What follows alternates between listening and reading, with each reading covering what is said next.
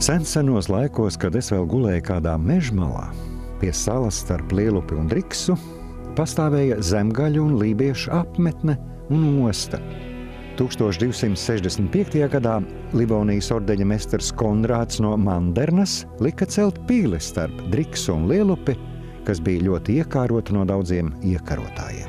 Toreiz pils izskatījās atbilstoši laikam ar akmens un koka būvi, un tas bija pils sētas sākums. Man stāstīja, ka 16. gadsimta otrajā pusē, kad nodibināja Kurzemes un Zemgales hercogisti, pilsētu nodēvēja par Mītove.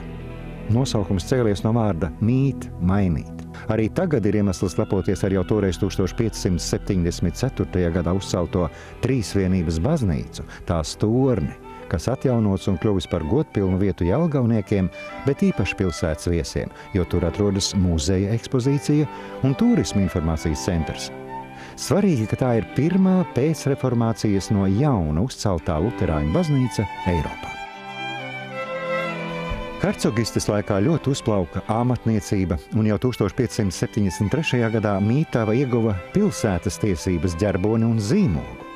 Pilsēta tika pie savas pārvaldes ar birģermeistaru un maģistrātu, bet 1616. gadā Jelgava kļuva par visas hercogistes galvaspilsētu, un es par pilsētas bruģakmeni. Tiesa gan pašā pilsētas nomalē. Vēlāk gan sākās traki nemierīgi laiki. Viens pēc otra nāca nebeidzami kari, un steidzīgo pilsētnieku vietā pār mani soļoja te poļi, te zviedri, te sakši un krievi.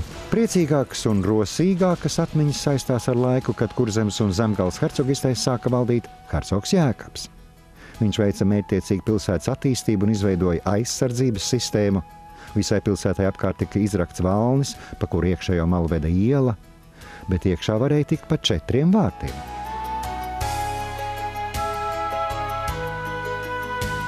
Es ar savu pelēko muguru kalpoju nomalē pie Dobeles vārtiem. Nevaru teikt, ka tas mani sajūsmināja, bet ar laiku jau pie visa pieroda. Tiesa, pilsētas attīstībai varēja sekot mazāk un nācās klausīties kolēģos no pilsētas centra. Tā pilsētas pirmā dzeramā ūdens kanāla koka ūdensvada caurule, kas tagad ir goda vietā ūdensvada muzejā, pastāstīja, ka Jēkaba laikā pilsēta tika sadalīta regulāros kvartālos.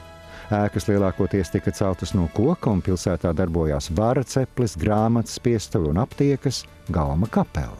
Ļoti daudz vērtīgu uzzināja no monētām.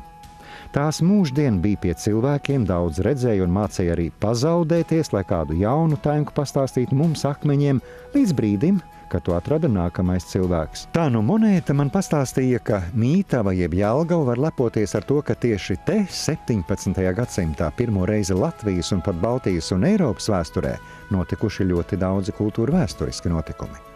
Pirmā Johana Ginceļa grāmatu tirgotava, pirmais grāmatiespēdējs Mihails Karnals izdod laicīgu un garīgu satura grāmatas un skatu kartes. Tiek uzcelta pirmā tieši teātrim būvētā ēka, bet 1775. gadā iesvēta Akadēmija Petrīna, pirmo augstākās izglītības mācību iestāde Latvijā. Šajā ēkā mācījās tādi slaveni kultūras darbinieki un politiķi kā pirmais Latvijas Republikas prezidents Jānis Čakste, valsts prezidents Alberts Kviesis, folklorists Krišjānis Barons, Latviešu Nacionālā teātra pamatlīdzējs Ādolfs Salunāns un citi. Tagad ēkā atrodas Ģedarta Eliasa Jelgavas vēstures un mākslas muzejs. Pie Akadēmija Petrīna izveido observatoriju, kas ir pirmā Latvijā un otrā Baltijā. Jelgavā iespiež pirmo ābeci latviešu valodā, bet 1785. gadā mehāniķis Johans Ernsts Bīnemanis palaiž pirmo gaisa balonu Baltijā. Tiesa gan 18. gadsimts saistās arī ar lielvalstu cīņu par varu Baltijā. Daudz satraukumu un gaidu radās, kad par Kurzemes un Zemgales hercogu ievēlēja Ernstu Johanu Bīronu. Ļoti apņēmīgs vīrs viņš izrādījās. Tieši viņš vecās viduslaiku pilsvietā uzbūvēja modernu baroku stila pērli Francesco Bartolomeo Rastrelli projektēto Jelgavas pili. Tolaik pilsētā baroka aizvien vairāk sāka nomainīt klasicisms, ēkas tika rotāts ar kolonnām, pilastriem, frontoniem. Zinu, ka pilsētas centrā bija vairāk greznu mūru ēku, kas izmainīja pilsētas veidolu, bet nomalēs, tur, kur joprojām strādā es, palika koka ēkas ar mansardu jumtiem un saimniecības pagalmiem. Jā, un tad pilsētā nonāca arī ļoti daudzi mani brāļi. jo 1796. gadā Kurzemes guberņā tika izdots rīkojums, ka katram pilsētā iebraucošam zemniekam jānodod 2 vidēja lieluma laukakmeņi ielu bruģēšanai. Šis rīkojums manu akmens sirdi priecēja, tomēr ir labi apkārt savējie. Atminos, ka šajā laikā pilsētas būvniecība noritēja ļoti strauji, un augstākā vadība nolēma šajos būvniecības procesos ieviest zināmu kārtību. Tā noteica, ka pirms mājas celšanas bija vai nu jāiesniedz būvprojekti vai jābūvē pēc paraugu izdevumiem. Priekšraksti paredzēja visām ēkām uzlikt daksteņu vai skārda jumtus. Koka namiem bija jāmūrē gala sienas, jānojauc piebūves un lieveņi. 19. gadsimtā mēs, jelgavnieki, bijām liecinieki daudziem nozīmīgiem notikumiem. Tieši Jelgavā 1818. gadā Krievijas cara Aleksandra I klātbūtnē svinīgi pasludināja Kurzemes zemnieku atbrīvošanu no dzimbūšanas. 1822. gadā mācītājs Kārlis Friedrichs Vatsons Jelgavā izdeva pirmo laikrakstu latviešu valodā Latviešu avīzes. Jelgava bija otra lielākā pilsēta aiz Rīgas. 1860. gadā Gruntsgabala sadalījumu papildina ar māju numerāciju. Jelgava pamatot lepojas ar 1895. gadā Jāņa Čakstes vadībā rīkotajiem 4. vispārējiem dziesmu un mūzikas svētkiem, vienīgajiem ārpus Rīgas. To laikā kopkoru izpildījumā pirmo reizi atskaņoja latviešu tautas lūgšanu Dievs svētī Latviju. Tieši svētku vajadzībām tika uzbūvēta tajā laikā lielākā brīvdabas koka konstrukcija pasaulē. Pirmo reizi kori tika pārstāvēti latviešu un nacionālajos tautstērpos. Mums bija vēl kas īpašs. 20. gadsimta sākumā Jelgavā 56% ielu bija bruģētas. Tika organizētas lielas izstādes, koncerti. 1818. gada novembrī Jelgavā dibina Kurzemes provinces muzeju. Tā radās 2. vecākais muzejs Latvijā. Cilvēki izglītojās un daudzi no tiem nekautrējās sevi saukt par latviešiem. 19. un 20. gadsimta mijā arī Nomalē parādās mūra ēkas un Dobeles ielās 68 tika uzcelts neogotiskā stilā projektēts nams ar kamīnu neorenesanses formās. Tajā mēs iegriezīsimies vēlāk, jo tam ir savs mūsdienu stāsts. Jā, bet kā jau dabā iekārtots, pēc labiem laikiem nāk drūmāki. Un tas skāra arī Jelgavu. Smags pārbaudījums bija Pirmā pasaules kara gadi. 1915. gadā vācu karaspēks ieņēma Jelgavu, taču arī te ir savs labums. Starptautiskie konflikti, kuru rezultātā agrāk viena valdošā impērija saira un no to troņiem tika padzīti vairāki monarhi, radīja labvēlīgus apstākļus neatkarīgas Latvijas republikas nodibināšanai 1918. gadā. Jelgava šajā laikā mācēja atjaunoties. Starpkara periodā Jelgava ieguva Zemgales metropoles apzīmējumu. 1939. gadā izdevās atjaunot Jelgavas pili, un uz to no Rīgas pārcēla Latvijas lauksaimniecības akadēmiju. 1935. gadā Jelgavā pār bruģakmeņiem jau staigāja 34,000 iedzīvotāju. Bija sabūvētas vairāk nekā 4,000 ēkas. Bet tad nāca pats ļaunākais. 1940. gada jūnijā pilsētā ienāca padomju karaspēks. 1941. gada 29. jūnijā mūs okupēja vācieši, bet 1944. gada jūlijā skaisto baroka, klasicisma un renesanses laikmeta šedevru pilsētu, visas tās arhitektoniskās kultūras un nacionālās vērtības vistiešākā veidā sabombardēja un nodedzināja. Gruvešos tika pārvērsti 93% no pilsētas. Nav otras tādas Latvijas pilsētas, kas būtu tik ļoti cietusi abos pasaules karos, zaudējot lielāko daļu savu kultūrvēsturisko pieminekļu. Rajons, kurš šobrīd tiek saukts par vecpilsētu, ir tikai pavisam neliela pilsētas Nomales daļa, kas brīnumainā kārtā saglabājusies. Ticams ir vēsturnieka Jelgavnieka Andra Tomašūna tēva stāsts, kā šis rajons saglabājies. Vācieši bija izsludinājuši pilsētu par cietoksni. Cietoksni nozīmē, ka viņi jāizstāv. Civiliedzīvotājs centās dzīt ārā no mājām un uzskatīja, ka faktiski pilsēta ir tikai pilna ar karavīriem. Un Bija speciālas postītāja vienības, dedzinātāja vienības, kur uzdevums bija atstāt pēc sevis atkāpšanās brīdī sarkanajai armijai tikai izdedzinātu zemi. Nu, tas tās ir tāds, ka tāda vienība ir gājusi pa Lielo ielu un ar pa citām.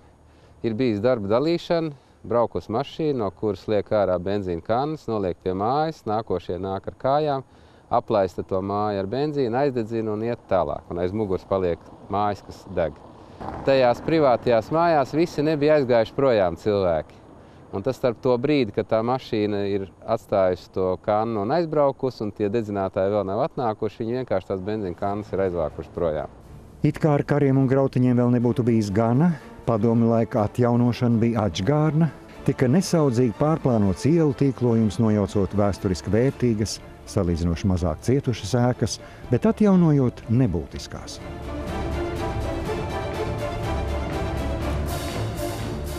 Jāpriecājas, ka vecpilsētas sajūta oāzi man un jums, pēcniekai Jāņa Asara, Dobeles, Krišāņa Barona un Vecpilsētas ielu kvartāls.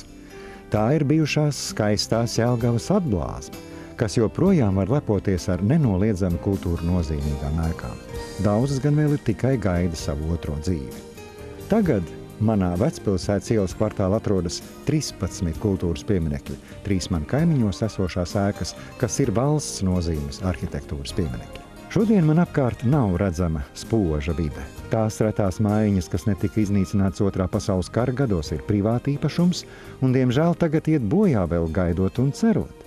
Un tieši tāpēc es kopā ar savām kaimiņinēm priecājos, ka pilsētas gudrās galvas ir par mums atcerējušās un iet pareizo ceļu. Dara to, ko var izdarīt, lai šī vieta atzimtu.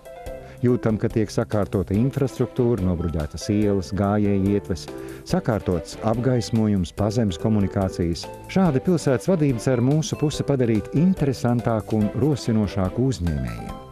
Ja vēsturiskās ēkas nonāktu atjaunot gribošās rokās, vecpilsētas sirdī dzīvība atgrieztos.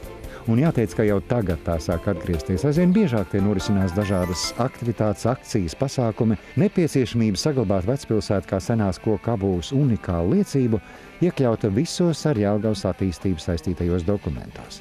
Bet par iecerēm nākotnē vislabāk var pastāstīt pilsētas domas priekšsēdētājs Andris Rāviņš.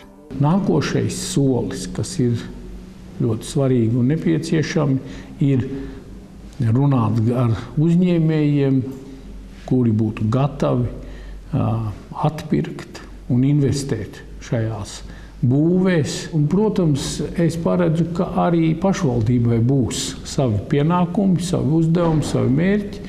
Gribētu aicināt uzņēmējus, gribētu aicināt aktīvus cilvēkus pie šīs teritorijas, piedalīties šīs teritorijas, šīs vecās pilsētas atjaunošanā un varbūt mazāk domāt par to peļņu, ko es gūšu no tā, bet šeit vairāk noteikti izskan mecenātismu, šeit vairāk izskan varbūt tās lietas, ka es ar saviem līdzekļiem dodu nākotnē šo Jelgavas, vecās Jelgavas skatu. Visapbrīnojamākie ir tie uzņēmēji, kas uzsāka savu darbību te, kad vēl nebija sakārtots apgaismojums un bruģētas ielas.